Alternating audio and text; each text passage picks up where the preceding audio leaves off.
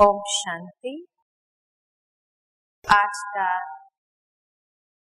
इस सत्र के अंदर कम्युनिकेशन स्किल्स, क्योंकि जीवन का ये एक बहुत ही महत्वपूर्ण एरिया है। व्यक्ति अपने जीवन में अगर आगे बढ़ता है तो उसका कारण है कि उसका कम्युनिकेशन अनेकों के साथ बहुत ही अच्छा है। और कैपेबिलिटीज या सब कुछ होने के बावजूद भी अगर कम्युनिकेशन स्किल्स नहीं है, गैप्स है उसके अंदर, तो सारी कैपेबिलिटीज होने के बाद भी वो जीवन में आगे नहीं बढ़ पाता है। और कम्युनिकेशन कब से शुरू होता है? जब से हम शरीर में प्रवेश करते हैं तब से हमारा कम्युनिकेशन आरंभ होता है। एक बच्चा पैदा होते जब रोता है, ये उसका पहला कम्युनिकेशन है कि मैं इस संसार में आ गया हूं। और जीवन के अंतिम सांस तक, शरीर छोड़ने से पहले जो उसके एक्सप्रेशंस होते हैं, चाहे वर्बली वो कम्युनिकेट करे या न करे, लेकिन उसके एक्सप्रेशंस के द्वारा नॉन वर्बल कम्युनिकेशन होता है कि मैं अभी संसार से जा रहा हूं। तो जिस प्रकार जीवन के अंदर थिंकिंग प्रोसेस, विचार शक्ति हमारी नित्य चलती रहती है, एक सेकंड भी उसके बिना नहीं चलता है, ऐसे व्यक्ति को भी जीवन में कम्युनिकेशन के बिना नहीं चलता है। दूसरी बात अगर ये देखें, प्राचीन काल से कम्युनिकेशन अलग अलग स्वरूप से हुए। महाभारत के अंदर दिखाते हैं कि जब संजय ने धृतराष्ट्र को सारा दृश्य देखते हुए सुनाता गया, कम्युनिकेट करता गया। मॉडर्न लाइफ में शायद हमारे सामने टेलीविजन है जिस पर हम हर चीज दूर बैठे हुए भी देख सकते हैं और दूसरों को कम्युनिकेट करते हैं। इसी तरह आदि शंकराचार्य जी की बात जब याद करते हैं कि उन्होंने अपने संकल्पों द्वारा बहुत कुछ कम्युनिकेट किया, यानी प्राचीन काल में मनुष्य के पास आध्यात्मिक शक्ति थी और उस आध्यात्मिक शक्ति से वो कम्युनिकेट करता था। लेकिन जैसे जैसे मॉडर्न टाइम्स आते गए, वो आध्यात्मिक शक्ति लुप्त होती गई। और ये लुप्त होने के कारण जब विज्ञान ने उसका स्थान ले लिया, तो आज विज्ञान ने ऐसे ऐसे साधन हमें दिए हैं जिससे कम्युनिकेशन बहुत इजी हो गया। ऐसे ऐसे सुविधाएं उपलब्ध कराई है कि दूर बैठे भी व्यक्ति के साथ कम्युनिकेट करना आसान हो गया। जैसे इंटरनेट है, मोबाइल्स है, फोन्स है, उसके द्वारा कितना भी दूर क्यों नहीं बैठे हो, यानी ये कहे कि आज ये संसार बहुत छोटा हो गया है। और इतना छोटा हो गया क्योंकि दूर बैठे व्यक्ति के साथ बातचीत करना बहुत आसान है। ट्रेन में ट्रैवल कर रहे हैं, मोबाइल से हम किसी दूर बैठे व्यक्ति से बात कर रहे हैं। इतनी दुनिया छोटी हो गई। लेकिन जितनी ही दुनिया छोटी हो गई, उतना ही मनुष्य भावनात्मक रीति से एक दूसरे से दूर होता चला गया। ट्रेन में हम मोबाइल से दूर विदेश तक बात कर सकते हैं, लेकिन अपने बाजू में कौन बैठा है उसके साथ बात करने के लिए कम्युनिकेशन स्किल्स नहीं है हमारे पास। वहां तक कि आज एक घर में मान लो कि फोन खराब हो गया और घर में एक दूसरे के साथ में मेंबर्स कम है, आज परिवार के अंदर पति पत्नी है, बातचीत करने में कुछ मूड आउट हो गया एक दूसरे के साथ, फोन भी खराब है और व्यक्ति के साथ में बातचीत करने में मूड आउट हो गया, तो पहले किसको ठीक करेंगे? मूड को ठीक करेंगे, आपसी संबंधों को ठीक करेंगे, या फोन को ठीक करवाएंगे? हाँ, किसको ठीक करवाएंगे? एक ही घर में रह रहे, एक ही छत के नीचे रह रहे हैं, एक दूसरे के साथ बात नहीं करते हैं, लेकिन वो संबंध को ठीक करने के बजाय पहले हम सोचते ये फोन भी टाइम पर ही चला गया, हाँ, पहले फोन को ठीक करवाते, दूसरे से तो कम से कम कम्युनिकेट करें हम। तो कहने का भावार्थ कि दुनिया जितनी छोटी होती गई, उतना ही मनुष्य का अपने नजदीक वालों से, आसपास वालों से जो संबंध सुमधुर होना चाहिए वो नहीं रहा है। और उसका कारण क्या है? दिन प्रतिदिन हम देखते हैं कि मिसअंडरस्टैंडिंग्स बढ़ती जा रही है। कम्युनिकेट करना चाह रहे हैं लेकिन हो जाता है कुछ और पता नहीं इतनी बड़ी मिसअंडरस्टैंडिंग खड़ी हो जाती है कि बाद में उसको ठीक करना भी बहुत कठिन महसूस होता है। इसलिए दुनिया में कम्युनिकेशन जो है अलग अलग स्तर पर दो प्रकार के होते हैं। एक है वर्बल कम्युनिकेशन, दूसरा है non verbal communication, body language के द्वारा कम्युनिकेशन। एक है जैसे कहा वर्बल और नॉन वर्बल, बॉडी लैंग्वेज के द्वारा। दूसरा एक स्तर है जिसको हम कहे रियल कम्युनिकेशन, दिल से रियल कम्युनिकेशन, और दूसरा है सुपरफिशियल या आर्टिफिशियल कम्युनिकेशन। अंदर में भावनाएं है नहीं, लेकिन एक दिखावा करना पड़ता है क्योंकि समाज में हम रह रहे हैं, सोशल बीइंग है, इसीलिए। तीसरा लेवल है हेड टू हेड कम्युनिकेशन। यह भी एक स्तर है। लॉजिकली, वर्बली हम अपने आप को दूसरों के सामने इंटेलेक्चुअल सिद्ध करना चाहते हैं, या हम बहुत कुछ जानते हैं और ये व्यक्ति नहीं जानता है, इसलिए ऐसी इंटेलेक्चुअल बातें करने लगेंगे जिसमें भावनाएं नहीं होती है।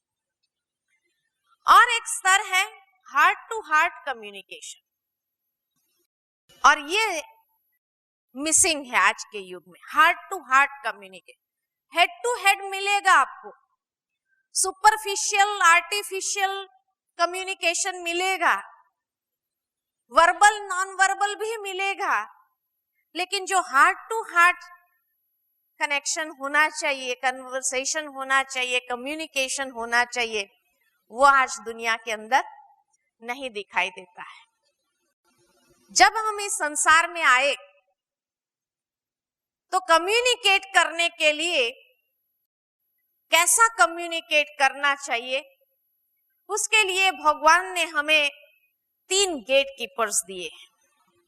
सबसे पहला गेट कीपर, जब हम बोलने जाते हैं तो हमारा अंदर का आवाज। एक समय था जब हमें कहता था कि जो कुछ भी आप बोलने जा रहे हो, is it relevant, is it relevant, माना समय, स्थान, प्रसंग के हिसाब से है, अंदर से वो आवाज आती थी। लेकिन हमने क्या कहा उसको, इट इज रेलेवेंट, आप अभी नहीं आओ बीच में, है ना। एक बीच बीच में अंदर का एक आवाज बीच में सुनाई देता है, अगर सुनने का अभ्यास हो तो।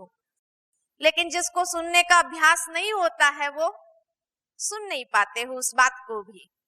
तो पहला गेट कीपर वो दिल से बात बोलने के पहले ये कहता है, इज इट रेलेवेंट? समय के हिसाब से, स्थान के हिसाब से, प्रसंग के हिसाब से वो है ठीक।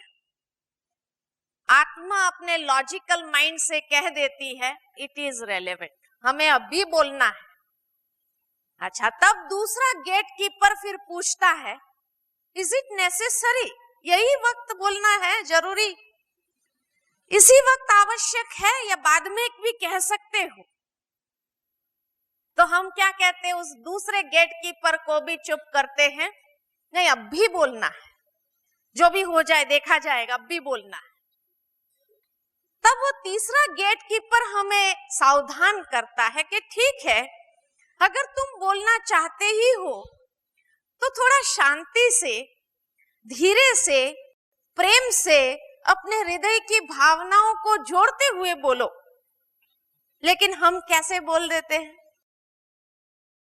जोश में, ऐसी सीधी लैंग्वेज में निकाल देते हैं। बाद में हमें याद आता है वो गेट कीपर ने हमें कुछ कहा था, और तब हम क्या सोचते, अगर थोड़ा मैंने शांति से बोला होता था ना तो ये मामला इतना बिगड़ता नहीं था। तब वो तीसरा गेट कीपर की बात याद आती है। या फिर हम सोचते हैं उस वक्त नहीं बोलते थे, बाद में बोलते थे ना तो शायद ये ठीक होता था। तब वो दूसरे गेट कीपर की बात याद आती है। और फिर बाद में हमें विचार आता है ये स्थान नहीं था, रेलेवेंस नहीं थी उसमें, अलग से उसको बुला करके बोलते थे ना, सबके बीच में बोला ना, वो मैंने जरा गलती कर दी, अलग से बुलाकर बोलते थे ना तो शायद ठीक होता था। तो तीनों गेट कीपर्स की बात हमें बाद में याद आ, वास्तव में उन्होंने दरवाजा ठोका था, कुछ कहना चाहा था हमें, लेकिन हमने कैसे कह दिया उसको, एकदम चुप करके उसका गला ही घोट देते हैं। और इसलिए धीरे धीरे वो आवाज बंद हो जाती है। वो हमें बाद में सावधान नहीं करती, आरंभ में हमें सावधान करती रहती है। कई बार कई लोग क्या कहते हैं, फलाना व्यक्ति जो है ना, कोई भी बात उसको कहो ना वो ठीक से कम्युनिकेट करता ही नहीं है। कोई बात हमें सुनाता भी है तो भी ठीक से सुनाता है, उसका कम्युनिकेशन आता ही नहीं है। लेकिन अगर हम ये सवाल पूछे कि आर वी गुड लिसनर्स, क्योंकि ये दो चीज होती है कम्युनिकेशन में, पहली है स्पीकिंग और दूसरी है लिसनिंग। ये दो जहां इकट्ठी होती है उसको कहते हैं कम्युनिकेशन। स्पीकिंग करने वाला कैसा स्पीकिंग कर रहा है उसके लिए तो हम कह देते हैं, लेकिन लिसनर्स हम कितने अच्छे हैं, या हमारा ध्यान इधर उधर होता है और बाद में हम वो बात छूट जाती है दिमाग से, और बाद में हम कहते हैं वो सही बोलता ही नहीं है, उसको बोलना आता ही नहीं है, जब देखो गड़बड़ करता ही है। अगर उस वक्त वो ऐसा बोलता था वो कहेगा मैंने कहा था ये बहुत जरूरी है, लेकिन आप उस समय ध्यान नहीं दिया। तो कई बार हम गुड लिसनर्स नहीं है। आप लोग तो शायद कम्युनिकेशन में एक्सपर्ट होगे ही, ऐसा मेरा मानना है, क्योंकि आपका क्षेत्र, आपका स्थान इतना जिम्मेवारी वाला है कि जहां डे टू डे आपको ऐसे नाजुक पेशेंट्स के साथ डील करना पड़ता है और उनका सुनना पड़ता है, तो सुनने की कैपेसिटी भी आप में अच्छी होगी। हाँ, ऐसा माने हम। एक छोटी सी एक्सरसाइज करेंगे। हाँ, कौन समझता है कि I am a good communicator? जो ऐसा, प्लीज कम फॉरवर्ड। हाँ, आइए आप सामने, जो ऐसे समझते हैं आप आइए। हाँ, आप आइए। जो समझते हैं कि मैं बहुत अच्छा कम्युनिकेट कर सकती हूँ, नहीं कर सकते, कर सकते हैं तो आइए। कौन अच्छा कम्युनिकेट कर सकते हैं और हिम्मत भी हो यहाँ आने की? आइए, अब हम आपको एक छोटी सी एक्सरसाइज देते हैं और आपको ये कुछ करने लिए कहेंगे। देखेंगे कि कितना अच्छी तरह से आपने उनकी बातों को समझा है। जिस तरह हम रेडियो पर कोई बात सुनते हैं तो उस समय हम ध्यान दे करके सुनते हैं, है ना। हमारी लिसनिंग पावर जो है उस वक्त एक्टिवेट हो जाती है, क्योंकि व्यक्ति बोलने वाला हमारे सामने नहीं होता है, इसलिए हम उसके एक्सप्रेशंस नहीं देख सकते हैं कि उसकी बॉडी लैंग्वेज क्या है, और इसलिए उनके शब्द को ध्यान से सुन करके हमें प्रैक्टिकली वो चीज को या तो करना पड़ता है या अपनाना पड़ता है। तो आज प्रेमलता बहन जैसे कि रेडियो से बोल रहे हैं, और इसलिए आपका मुख जो है इस तरफ होगा ताकि आपके फेस के एक्सप्रेशंस लोग नहीं देखेंगे, और आपको एक डायग्राम उनको बोलना है ड्रॉ करने के लिए अपने डायरी में, और ये कम्युनिकेट करना है। आप पीछे मुड़ के नहीं देखेंगे, आप जैसे एक रेडियो पर बोल रही है, ठीक है। तो ये डायग्राम मैं आपको पकड़ाती हूं, और ये डायग्राम आपको उनको इस तरह से कम्युनिकेट करना है जैसे रेडियो से आप बोल रहे हैं, और आपको इतना ध्यान से सुनना है और वो जो कम्युनिकेट कर रहे हैं उस अनुसार अपनी डायरी में वो डायग्राम बनाना है, ठीक है। अब देखिए आप कितना गुड लिसनर्स है, ओके। अच्छा बोलिए, ये डायग्राम आपको इस तरह से बोलना है जो ये लोग अच्छी तरह समझ पाए और कर पाए। बोलिए। एक चौकोन है पर चारों दिशाएं उसकी बराबर नहीं है। उसके नीचे अपने जवान लोग पहनते वैसी एक टोपी है और नीचे एक पेंडेंट है। और रेडियो रिपीट नहीं करता है, आपको मालूम है। हेलो हेलो, लेकिन फिर भी आपको एक चांस दे देते हैं।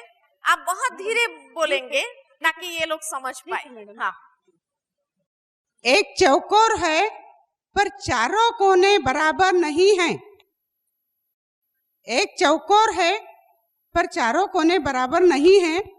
उसके नीचे अपने जवान, अपने भारतीय जवान पहनते वैसी एक टोपी है, और घड़ी में जैसा लोलक रहता है पेंडेंट, वैसा लोलक उसके पीछे साइड में लगा है। आपका पूरा हो गया? अच्छा, अब आपने किया, डायग्राम बनाया उन्होंने जो कहा, हाँ?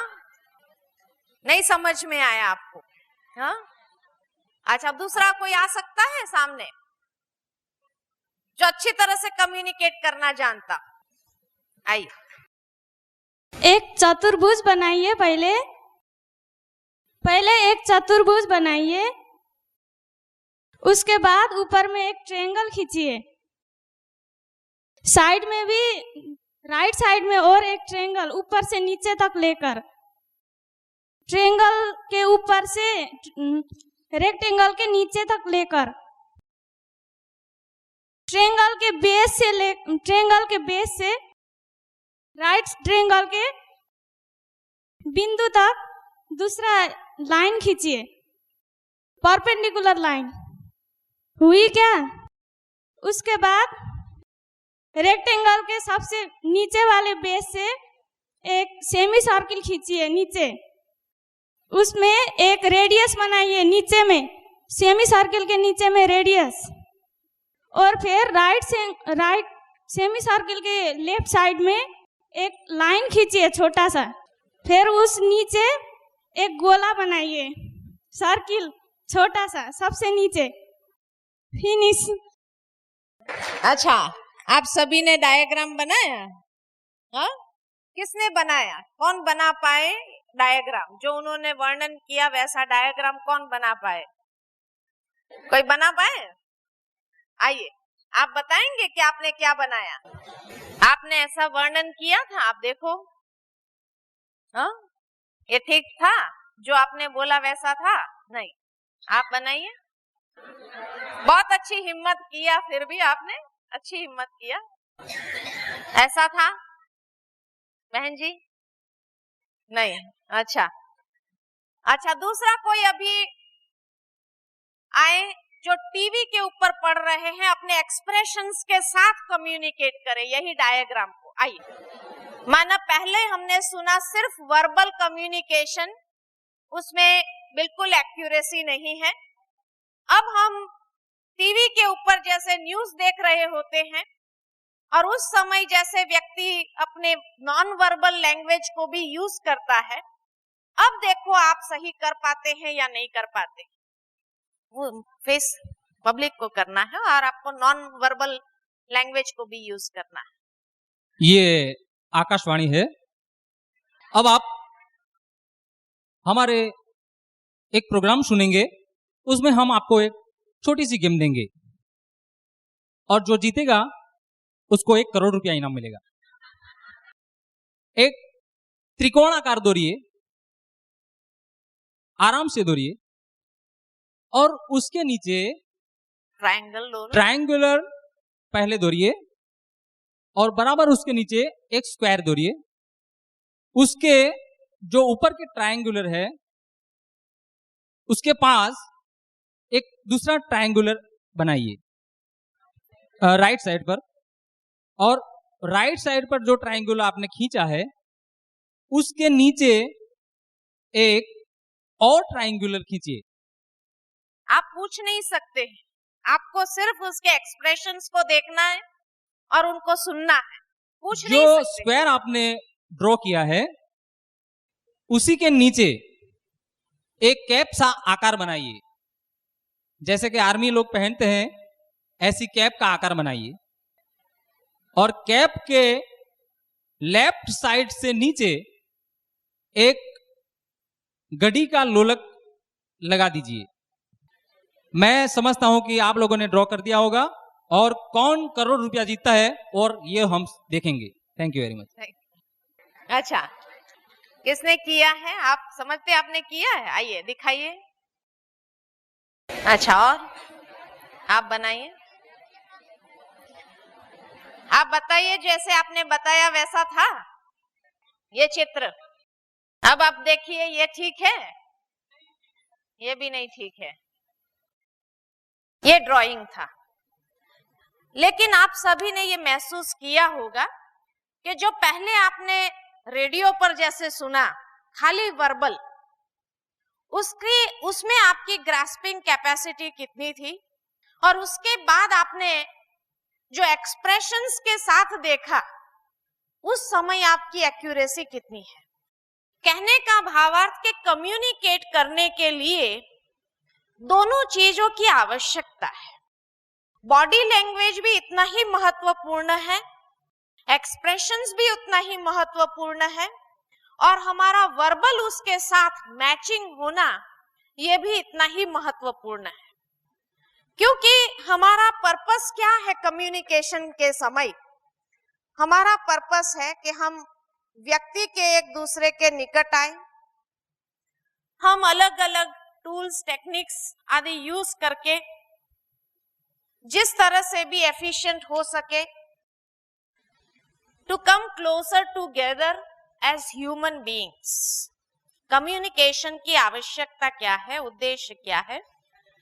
To learn new tools and techniques which can be immediately useful, to understand interaction among people, to work on the innate qualities of the individual। व्यक्ति के इसमें वैल्यूज भी, क्वालिटीज भी आ जाती है कि कौन सी क्वालिटीज उसके जीवन के अंदर है, and to inspire improvement in the quality of your life. क्योंकि जितना हमारा कम्युनिकेशन अच्छा होगा उतना हमारा रिलेशनशिप अच्छा मेंटेन हो सकता है। कम्युनिकेशन और रिलेशनशिप दोनों का बहुत गहरा आपस में एक संबंध है। अगर हमारा कम्युनिकेशन ही ठीक नहीं है तो हमारे जीवन में अनेकों के साथ में जो हमारा रिलेशनशिप है वो रिलेशनशिप डिस्टर्ब होता रहेगा। खत्म हो जाएगा। इसलिए उस रिलेशनशिप में कम्युनिकेशन द्वारा हम इंस्पिरेशंस किसी को दे और अपने जीवन की क्वालिटी को बेहतर बनाएं, क्योंकि जितनी ज्यादा मिसअंडरस्टैंडिंग्स होंगी उतना हमारे अपने जीवन में भी टेंशन्स बढ़ता जाएगा। कम्युनिकेशन ये शब्द एक्चुअली कहां से निकला है? ये शब्द जो निकला है ये एक लैटिन शब्द से निकला है, जिसका भाव है, दो शब्द से बना है, कम प्लस यूनियन। कम्युनियन, कम्युनियन से कम्युनिकेशन निकला है शब्द। टू मेक नोन, ट्रांसमिट और पास न्यूज एंड इंफॉर्मेशन। क्योंकि सारा दिन हम एक दूसरे के साथ में जब डील करते हैं तो काफी हमारे बीच में इंफॉर्मेशन ट्रांसमिट होता रहता है, और जब ये इंफॉर्मेशन ट्रांसमिट होता है तो उस वक्त उसमें कोई भी प्रकार की कमी त्रुटि न रहे, ये कम्युनिकेशन हमें सिखाता है कि हमें वास्तव में इस प्रकार से लोगों के साथ में डील करना है, या दूसरे शब्द में अगर कहे तो एक ऐसी सिनर्जी को मेंटेन करना है, ले आना है। इफेक्टिव कम्युनिकेशन हमारा हो, उसके लिए कौन सी चीजों की आवश्यकता है? इफेक्टिव कम्युनिकेशन के लिए हम एक दूसरे को कितना अच्छी तरह से सुन पाते हैं, समझ पाते हैं, और उसके लिए हमारा मेंटल पोजीशनिंग कैसा है। उस वक्त अगर व्यक्ति गुस्से में है, किसी से आर्ग्यूमेंट हो करके या बहुत बड़ी डिबेट डिस्कशन हो करके या करके आया है, तो उस वक्त उसकी मेंटल पोजीशनिंग कैसी है, और उसी वक्त हम कम्युनिकेट करने जाएं तो हमारा मैसेज कितना वो अंडरस्टैंड कर पाएगा। दूसरा, हमारा उस वक्त का एटीट्यूड कैसा है, दोनों व्यक्ति का एटीट्यूड, दोनों व्यक्ति का मेंटल पोजीशनिंग और दोनों व्यक्ति की एक दूसरे के साथ में बोलने वाले की और सुनने वाले की स्थिति कैसी है। ये तीन चीज बहुत महत्वपूर्ण रोल प्ले करती है, और अगर मेंटल एक दूसरे से ट्यूनिंग नहीं हो पाता है, अगर एक दूसरे के साथ में संबंध ठीक नहीं है, तो मेंटल वेवलेंथ हमारी ट्यून नहीं होती। जब मेंटल वेवलेंथ की ट्यूनिंग नहीं है तो छोटी छोटी बातों को भी मिसअंडरस्टैंडिंग करना बहुत स्वाभाविक है। इसलिए जब भी कम्युनिकेशन करना है आपको किसी के साथ, या आपको किसी की बात सुननी है, तो उसमें ये 6 बातें बहुत आवश्यक है। सबसे पहली बात है नो योर इंटेंशन। आप किसी से कुछ कहने जा रहे हैं, आपके मन में इंटेंशन क्या है, ये इंटेंशन को समझ लेना, उसको जानना, उसको समझते हुए उस मैसेज को क्लैरिफाई करो अपने अंदर पहले। जब तक हम मैसेज को अपने अंदर क्लैरिफाई नहीं कर पाते और ऐसे ही सीधा बोल देंगे, तो हम गलत शब्दों का प्रयोग कर सकते हैं, या ये संभावना हो जाती है कि गलत शब्दों का इस्तेमाल हो जाता है और वो रियलाइजेशन नहीं हो पाता है उस वक्त। तीसरी बात है कि वाइब्रेशन से ट्यून्ड हो जाओ।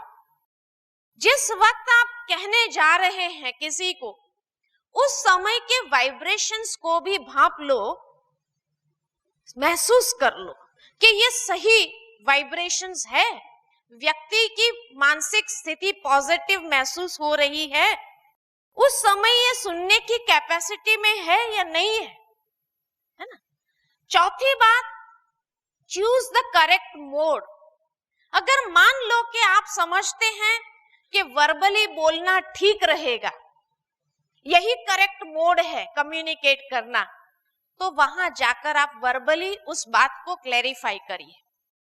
आप अगर समझते हो कि नहीं, मेरे अंदर क्लैरिफाई करने की हिम्मत नहीं है, और इस वक्त अगर ये चीज बोलने के समय शायद मैं एक्साइटमेंट में आ जाऊं या मैं गुस्से में आ सकती हूं, बात ऐसी है, तो बेहतर यही रहेगा कि मैं लिख करके वो बात को स्पष्ट करूं, एक चिट पर लिख दूं बहुत पोलाइटली हम्बल वर्ड्स के साथ और उसको दे दूं। हो सकता है कि वो पढ़ने के बाद वो व्यक्ति का माइंड चेंज हो जाए, या अगर आप समझते हो कि नहीं टेलीफोन पर उसको बताना ज्यादा बेहतर रहेगा, सामने जाने में या लिख करके देने में ठीक नहीं है, तो टेलीफोन पर सुनाना है, सन्मुख में सुनाना है, लिख करके देना है, किसी के थ्रू कहलवाना है, कौन सा करेक्ट मोड है, ये मोड को चूज करो। उसके बाद pick up the right time. आप ऐसे समय में जा रहे हैं जिस समय व्यक्ति ऑपरेशन करके आया है, उस समय उतना टेंशन हो मान लो उसको, या ऑपरेशन करने के समय जाना है उसको, और उस वक्त उसका माइंड इतना टेंस्ड है क्योंकि बहुत डिफिकल्ट ऑपरेशन हो या कोई भी कारण हो उसके अंदर में। आप समझते हो सुबह का टाइम बेस्ट रहेगा, आप समझते हो शाम का टाइम बेस्ट रहेगा। Pick up the right time, तब आपका कम्युनिकेशन सक्सेसफुल होगा। और प्रायोरिटाइज योर कंटेंट। पहले मुझे कौन सी बात सुनानी है, बाद में मुझे कौन सी बात सुनानी है। अगर आपके पास 3-4 बातें हैं सुनाने के लिए, तो उसमें से सबसे पहले, मानो उस व्यक्ति को ज्यादा टाइम नहीं है, वो कहते हैं आप एक बात सुना दो बस, 10 बात मेरे सामने अभी नहीं करो, तो आप प्रायोरिटाइज करो कि मेरे लिए सबसे पहली आवश्यकता कौन सी है। तो ये 6 बातें प्रॉपर कम्युनिकेशन के लिए आवश्यक है। अगर ये 6 बातें में कहीं कुछ मिसिंग है तो आप प्रॉपर कम्युनिकेट नहीं कर पाते हैं, भले राइट टाइम हो, मोड करेक्ट नहीं है, वाइब्रेशंस आपने महसूस नहीं किए, या प्रायोरिटाइज नहीं किया आपने अपनी बात को, आपके अपने अंदर ही मैसेज क्लियर नहीं है कि आप क्या कहना चाह रहे हैं। एक बात को कहने के लिए आप कितनी बातें साथ में जोड़ रहे हैं, तो वो व्यक्ति क्या समझेगा। तो इसलिए पहले अपने दिमाग में ही वो मैसेज को क्लियर करना जरूरी होता है। दूसरी बात कि जब भी आप कम्युनिकेशन करते हैं, मैंने आपको पहले भी बताया 2 बातें होती है कि एक व्यक्ति बोलने वाला होता है, एक व्यक्ति सुनने वाला होता है। उसमें 5 स्टेप्स इन्वॉल्व होते हैं, 5 स्टेप्स इन्वॉल्व होते हैं। सबसे पहले ट्रांसमिशन। एक व्यक्ति बोल रहा है, वो अपने मुख से ट्रांसमिशन कर रहा है, दूसरा व्यक्ति रिसीव कर रहा, रिसेप्शन है उसका, तीसरा वो समझ रहा है, आपने जो कुछ कहा उसको वो समझता है, चौथा उसको स्वीकार करे या न करे, एक्सेप्टेंस लेवल उसका कितना है, और 5वां उसके बाद उसका रिएक्शन या एक्शन क्या होगा। ये 5 बातें कम्युनिकेशन के अंदर आ जाती है। अब आप सोच लो, एक ही छोटा सा उदाहरण मैं आपको देती हूं कि मान लो कि आप अपने ड्यूटी से 1 बजे फ्री हो रहे हैं और आपने अपने फ्रेंड को फोन किया और फ्रेंड को फोन करके कहा कि आप फलाने जगह पर, रिसेप्शन काउंटर पर या फलानी जगह पर आ जाना, या फलाने बस स्टैंड पर आ जाना, हम आपसे वहां मिलेंगे। आपने अपने साथी को कहा, या आपने अपने कलीग को कहा, आपने अपने बेस्ट फ्रेंड को कहा कि आप फलाने बस स्टॉप पर पहुंच जाना, 1 बजे मैं अपनी ड्यूटी से वहां पर आ जाऊंगी। अब मान लो कि आप वहां पहुंच गए, लेकिन आपका कलीग, आपका फ्रेंड वहां नहीं पहुंचा 1 बजे। उस समय आपके माइंड में क्या चलता है? क्या चलता है? हमेशा ही उसका ये आदत है, ये कहेंगे ना, हमेशा के लिए यही आदत है। फिर आपके मन में मानो 15 मिनट बीत गई, फिर भी वो नहीं पहुंचे, आधा घंटा बीत गया नहीं पहुंचे, आपकी मानसिक स्थिति कैसी होगी? आने दो उसको, अभी ये सुनाऊंगी ये सुनाऊंगी, कितनी बातें मन के अंदर आ जाती है ना? ये बताना है। एक तो टाइम पर आते नहीं, मेरे पास टाइम इतना होता नहीं, और उसमें से मैं अपना टाइम निकालती हूँ, उसको टाइम की वैल्यू नहीं। कितना आप अपने मन के अंदर सोच रहे हैं। ओके, मान लो उसके बाद पौना घंटा हो गया तो भी वो व्यक्ति वहां पहुंच नहीं सका। क्या सोचेंगे आप? कहीं अटक गया होगा, भूल गया होगा, हाँ, क्या बेवकूफ बना गया हमें, हाँ? और क्या सोचेंगे? और उस समय आपको मन में गुस्सा आता है, गुस्सा आता है, हाँ? एक तो आपको भूख लगी है ना, आपने खाना नहीं खाया है, और धूप में आप खड़े हो बस स्टॉप पर, कहाँ इस वक्त इसको बुला लिया हमने, बराबर ये सब विचार चलते हैं। 1 घंटा हो गया, वो नहीं आया, और जैसे ही आपने सोचा अभी मैं निकल जाती हूँ, 1 घंटा मैंने वेट किया, नहीं आया, छोड़ दो, और आप निकलने की तैयारी में थे और वो व्यक्ति पहुंचता है। वो व्यक्ति नहीं पहुंचा, उसके लिए उसके माइंड में क्या चल रहा था? अभी मुझे जाकर ये बोलना होगा, ये बोलना होगा, ये बहाना देना होगा, ये बताना होगा, है ना? आपके मन में क्या चल रहा है, उसके मन में क्या चल रहा है। अब जब वो आया, आप अपना बोलना चालू करते हो, वो व्यक्ति उस वक्त आपकी बात सुनता है? वो अंदर प्लानिंग कर रहा है, अभी इसका जवाब क्या दूंगा।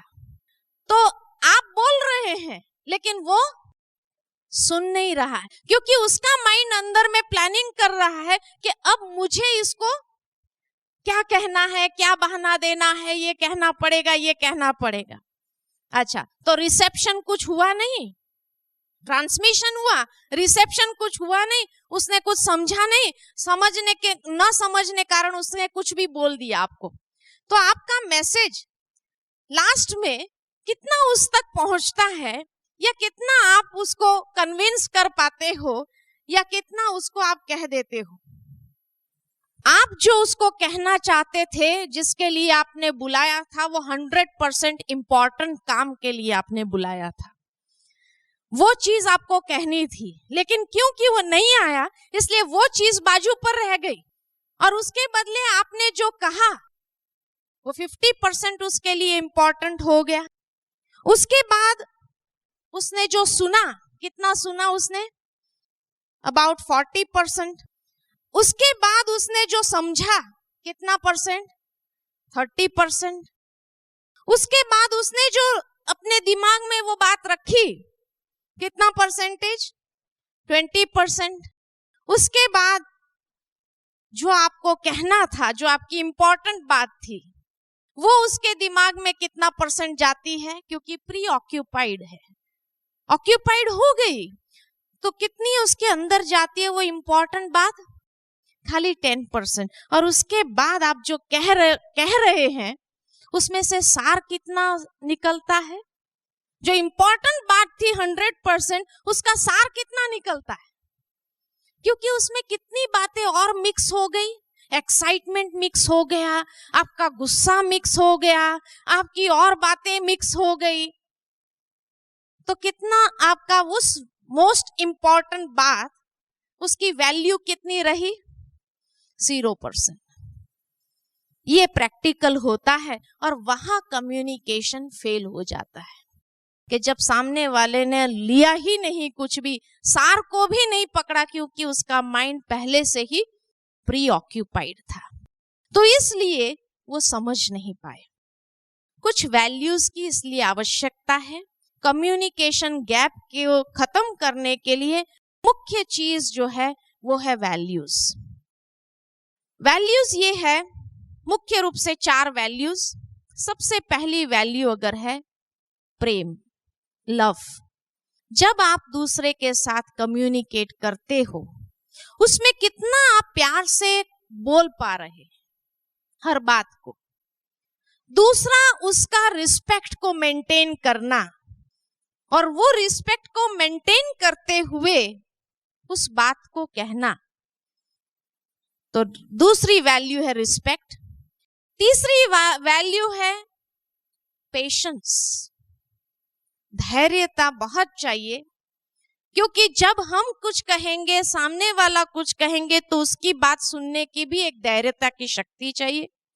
और चौथा, मन की स्थिति शांति वाली चाहिए। और ये 4 वैल्यूज अगर आ जाए कम्युनिकेशन में, यही जीवन जीने की वास्तविक कला है। ये 4 बातों से ही कैसा भी व्यक्ति क्यों न हो, लेकिन उसके साथ में भी कम से कम मिसअंडरस्टैंडिंग्स क्रिएट हो सकती है। बाकी तो और बहुत सी बात है कम्युनिकेशन में, लेवल्स ऑफ कम्युनिकेशन। एक हमारा अपने आप से कम्युनिकेशन, दूसरा दूसरों लोगों के साथ कम्युनिकेशन, तीसरा कभी कभी भगवान के साथ भी हम कम्युनिकेशन करते हैं। तो इसलिए कम्युनिकेशन के अलग अलग स्तर होते हैं।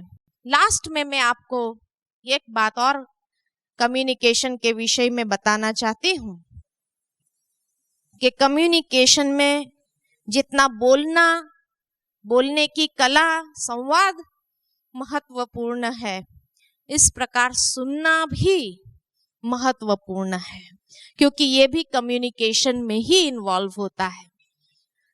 जिस प्रकार एक डॉक्टर पेशेंट जब उसके सामने आता है तो उसको वेलकम करता है, एक्सेप्ट करता है, तो लिसनिंग पावर के लिए सबसे पहला तो सामने वाला अगर कुछ कहने आया है तो उसको स्वीकार करना, माना मेंटल एक्सेप्टेंस, हमारी इतनी तैयारी हो मानसिक रूप से कि what the person is going to say is valid। आज डॉक्टर के सामने पेशेंट आता है तो वो क्या कहता है, आइए बैठिए। अच्छा, सबसे पहला उसको एक्सेप्ट किया। दूसरा, उसको क्वालिफाई करते हैं, अच्छा कहिए आपकी क्या प्रॉब्लम है। माना उसने अपने आप को सुनने के लिए तैयार कर दिया, क्वालिफाइड कर दिया। पहले तो उसको स्वीकार करना, दूसरा अपने मानसिक रूप से क्वालिफाइड कर देना कि यस बोलिए आपका क्या प्रॉब्लम है। तीसरा, वो जो कह रहा है उसको आप ठीक समझ रहे हैं या नहीं समझ रहे हैं, तो आप बीच बीच में रिफॉर्मुलेट करिए। अगर वो बोलने में कहीं कुछ शब्द मिस कर देता है तो डॉक्टर क्या कहता है, अच्छा ऐसा भी होता है, ऐसा भी होता है, ये तकलीफ भी है साथ में, माना रिफॉर्मुलेट करता है। तो ऐसे सामने वाला व्यक्ति जो कुछ कहना चाह रहा है, आप भी रिफॉर्मुलेट करिए, पूछिए उसको क्या यही भाव है आपका, यही कहना चाह रहे हैं आप। उसके बाद अलग से जो एसेंस डॉक्टर उसने जो 10 बातें बताई उसमें से फोकस करके 4 पॉइंट मुख्य है उसकी जो बीमारी के, उसको फोकस कर लेता, आइसोलेट कर लेता और मेन पॉइंट्स पर कंसंट्रेट करता है। जो साइड की जो एक्स्ट्रा बातें उसने बताई है उसको इग्नोर कर लेता है। इस प्रकार हम भी उसके सार को निकाल ले कि वो व्यक्ति वास्तविक रूप में क्या कहना चाह रहा है, उसका सार क्या है। उसके बाद उसको असर्टन करिए वापस, अच्छा ये मुख्य बात है जो आपको तकलीफ में है, वो कहेगा हाँ। इस प्रकार से फिर बाद में उसको रिस्पॉन्ड दीजिए, उसको सॉल्यूशन दीजिए, आपने ठीक समझा है वो उसको बताइए और फिर कंक्लूजन करके आप उसकी बात का जवाब दो। तो जब लिसनिंग में भी इतनी बातें आती है, स्पीकिंग में जैसे कुछ बातें महत्वपूर्ण है, expressions, body language, verbal communication, इस प्रकार लिसनिंग में भी इतनी बातें बीच में आती है, इतने स्टेप्स अगर कहे, इतने स्टेप्स बीच में आते हैं। और जब इस प्रकार से हम सही विधि से सुनते हैं तब हमारा कम्युनिकेशन एक्यूरेट होता है, हम मिसअंडरस्टैंड दूसरों को भी कम करते हैं, दूसरे हमें भी मिसअंडरस्टैंड कम करते हैं। ठीक है, इसी के साथ मैं ये विषय को यहाँ समाप्त करती हूँ। वैसे तो इसमें काफी एक्सरसाइजेस है, लेकिन वो एक्सरसाइजेस मैं आपको इस वक्त नहीं करा पाई। ओम शांति।